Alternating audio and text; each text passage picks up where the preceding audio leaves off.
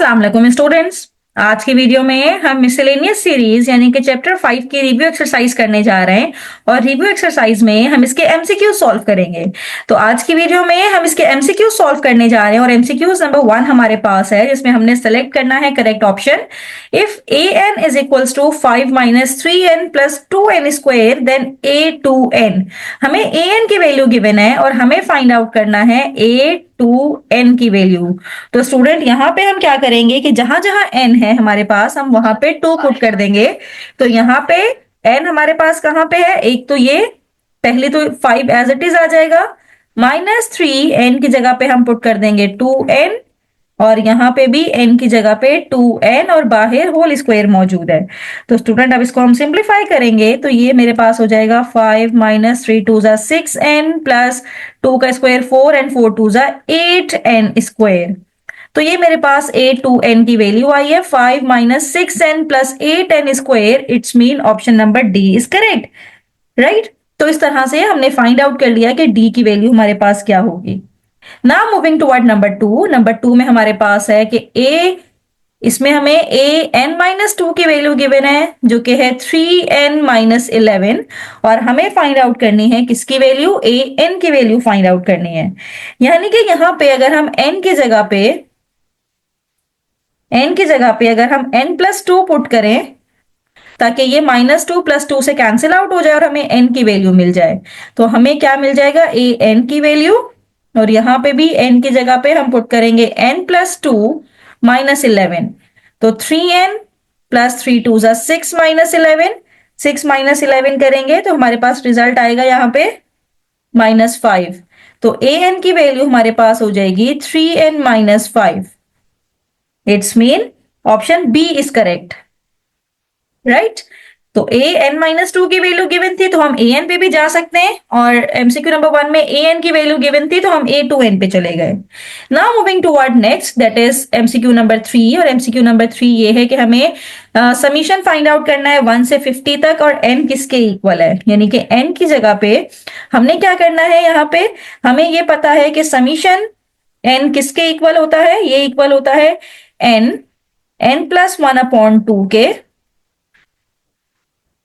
और यहाँ पे कहां तक है n की वैल्यू, 50 तक। तो यहाँ पे n की जगह पे हम 50 पुट करेंगे, 50 प्लस 1 इज 51/2, 2 1 जा 2 और ये 25 और 25 को जब मल्टीप्लाई करवाएंगे 51 के साथ तो हमारे पास रिजल्ट आएगा 1275। तो it's mean option B is correct, that is 1275, right. Now number 4 हम सॉल्व करने जा रहे हैं और नंबर 4 में हमारे पास है 1/n, n plus 1 is equals to what. तो स्टूडेंट ये दोनों मेरे पास लीनियर फैक्टर्स हैं और जब इसको पार्शियल फ्रैक्शन में हम ब्रेक करते हैं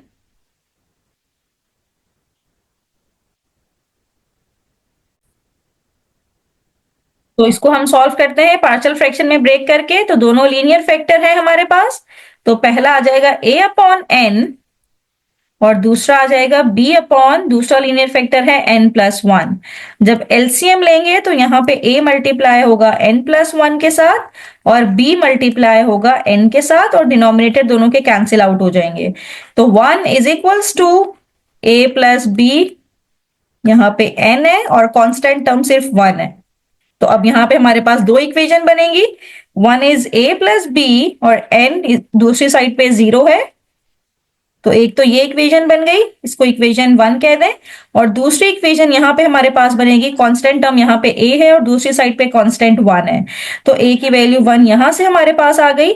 इसको जब इक्वेशन 1 में पुट करेंगे तो b की वैल्यू आ जाएगी -1। तो इसका मतलब है a अपॉन n किसके इक्वल है, a की जगह पे 1/n और b किसके इक्वल है, -1/n प्लस 1।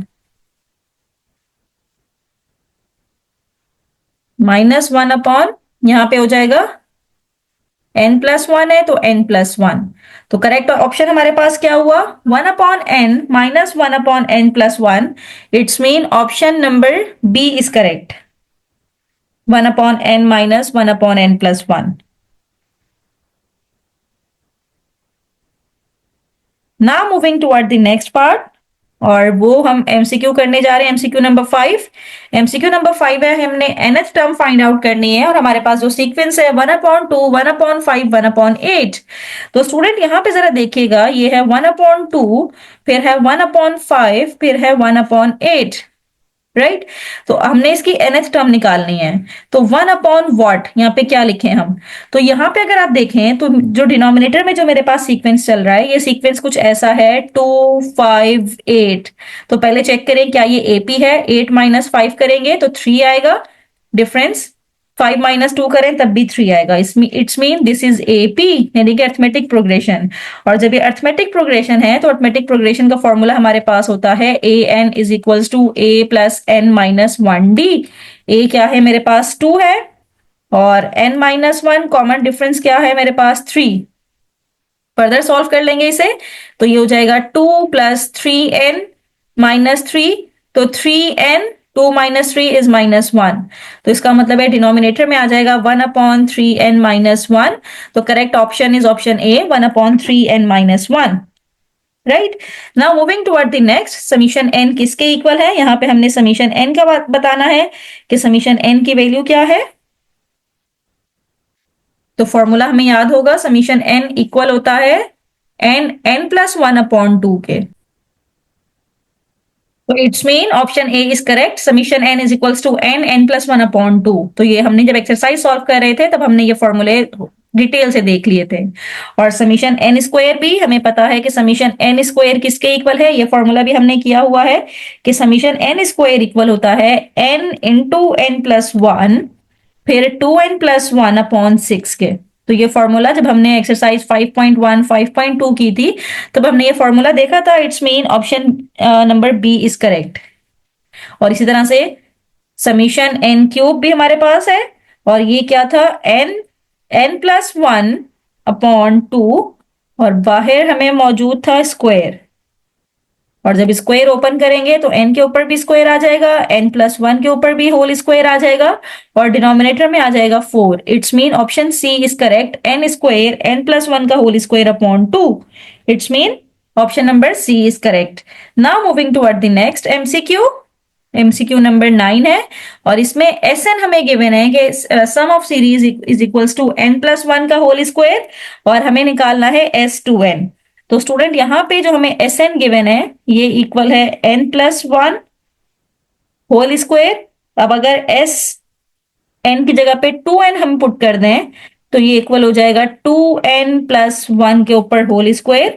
अब ये a plus B whole square का फॉर्मूला यहाँ पे ओपन करते हैं, तो 2 स्क्वायर 4n स्क्वायर, 2 2 जा 4n, और 1 इज 1। तो a plus B whole square का फॉर्मूला ओपन किया तो रिजल्ट आया 4n square plus 4n plus 1। It's mean option number B is correct. तो इस तरह से n की जगह पे 2n पुट करेंगे तो Sn और ये S2n हमारे पास आ जाएगा। Now moving toward the next, that is last, और इसमें हमारे पास n की वैल्यू 3 से 20 तक है और n की पावर 0।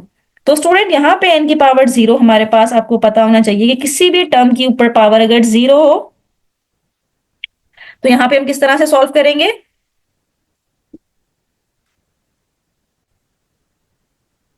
अब स्टूडेंट यहाँ पे n की वैल्यू 3 से 20 तक है और n 0 है।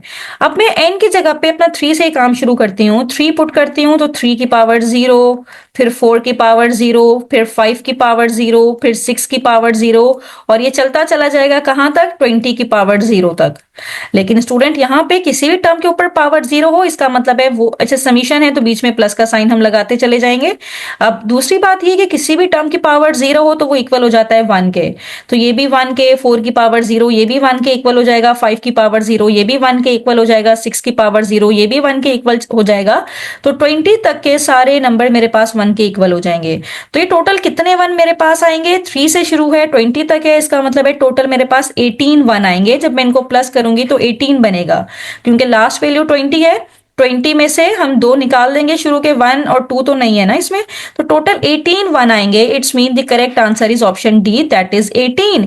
क्योंकि मैं n की जगह पे कोई भी वैल्यू पुट कर रही हूं तो मुझे इसकी पावर 0 होने की वजह से रिजल्ट में 1 मिलेगा।